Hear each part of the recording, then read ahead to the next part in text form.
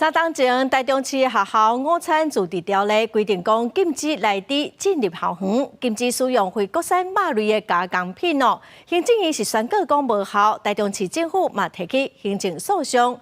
二审最近宣判是判台中市政府胜诉。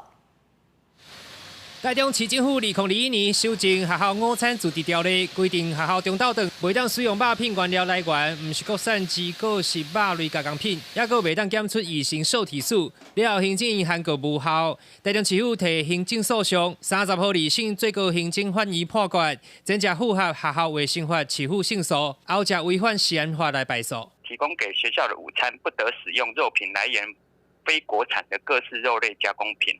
那我们认为这一块 是跟学校卫生法的立法意旨是相符合的，在自治条例里面就规定说，肉品的产制品不得检出乙型受体素这一部分，它是属于中央立法事项。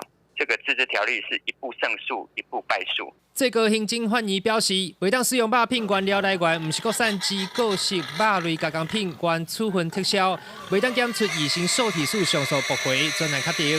判决一出来，家长对学校食安把关看法无同。他们的把关标准又是如何？其实我们这边大家，我相信以家长的角度来说的话，应该没有一个很明确的了解。会担心。对对对。我还是相信台湾的食品把关。 至少不会有那一种可能看不到的杂七杂八的去加进来的这些东西。台中市长罗秀燕31号表示，感谢法院的判决，确认市府在学生午餐食材选择方面有地方自治的权责。台中市政府那我们会加强这个稽查的能量，确保这个校园里面师生都吃得健康、吃得安全。市府强调，对于判决败诉的部分感觉遗憾，后续会加强肉品源头甲市面的考查抽验，主动公布检验结果，提供民众消费参考。记者台中报道。